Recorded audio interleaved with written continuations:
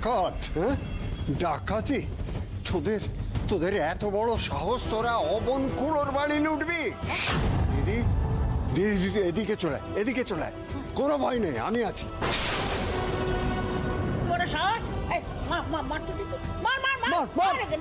মারা একা মারবে? আমাদের হাত কি কাজ করে না নাকি? চল তো লাঠিটা নিয়ে আসি। দে দুর্গা, দে দে।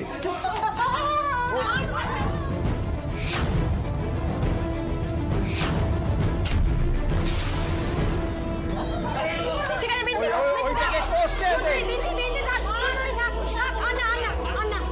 এবারকে বেঁধে রাখতে হবে আর পুলিশে খবর দিতে হবে।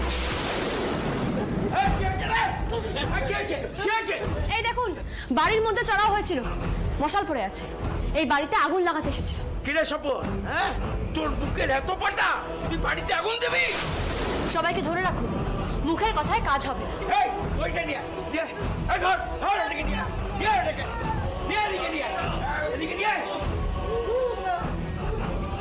এবার আর ভালো করে মার।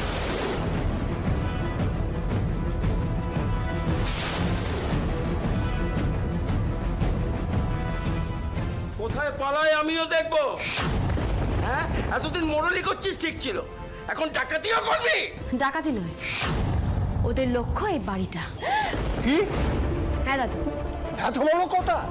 তোমার জানা নেই, কিন্তু অনেকদিন ধরেই ওরা এই বাড়ির উপর পড়ে আছে। এই বাড়ির উপর নজর ওদের। এখন আমি এসে গেছি, আমাকে দেখে ভয় পেয়ে গেছে, ভেবেছে হয়তো এই বাড়ির দাবিদার এসে গেছে। তাই সকালে ওই আধার কার্ড নিয়ে কি সব দেখতে চাইলো না? ওসব আর কিছু না গো, বাড়ির মালিককে বাড়ি থেকে সরাবে বলে করেছিল। কি জানি বাবা, সাহস কত! আর ওই সাথের গুলো, ওগুলো কি কম নাকি? রাস্তাঘাটে আমাদের কম টন কাটে, চোখগুলো দেখো না, গোল গোল ঘোরে একেবারে চারিদিকে, গেলে দিতে হয়। সব ব্যবস্থা আজকেই হবে, পুলিশকে তো খবর দিয়েই দিয়েছি।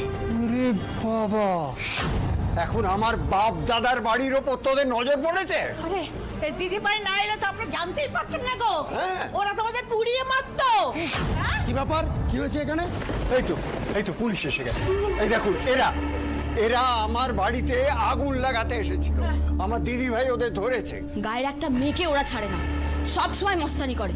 ওদের জন্য আমরা রাস্তাঘাটে চলতে পারি না ভয়। সব দেখি, সব বুঝি, কিন্তু কিছু বলতে পারি না। যে এত বছর অত্যাচার করার পর আজ জালে ধরা পড়েছে। ওর খুব গলা বেড়েছে না, ওর কিন্তু ভালো হবে না বলে দিলাম। চল থানা চল, আবার হুমকি দিচ্ছে। হাই কনস্টেবল, এটা নিয়ে চলো। আর কিচ্ছু করতে পারবে না তুমি, এখন আমাদের সাথে না মালা আছে। ভুল হয়ে গেছে অমতা, অন্যায় হয়ে গেছে।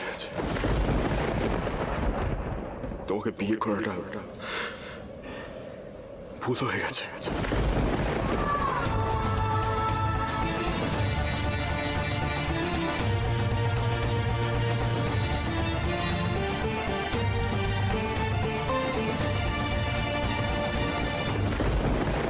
তাহলে এটাই সত্যি,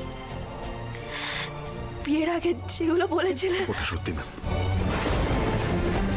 শ্যামলকে নিয়ে আমার ভেতরে কিচ্ছু নেই। যে থাকতো তাহলে কি আমি সবার সামনে তোমাকে প্রপোজ করতাম? বলতাম উইল বি হ্যাপি টুগেদার। কি বলছো অনিকেত? আজ যখন আমি বলছি, আমাকে বলতে দাও।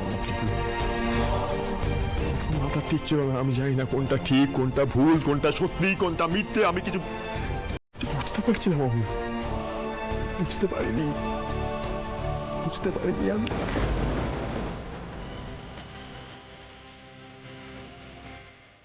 তুমি এটা কি বলছো অনিকেত?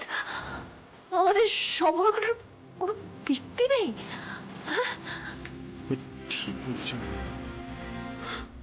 আমি এখন যা বলছি প্রত্যেকটা কথা ঠিক বলেছি। শুধুমাত্র ইগোর জন্য, আমার শুধুমাত্র ইগোর জন্য একের পর এক সিদ্ধান্ত নিয়ে গেছে আমি জীবনে। এরপর এক তোমাকে বিয়ে করাটাও এরকম একটা ভুল সিদ্ধান্ত।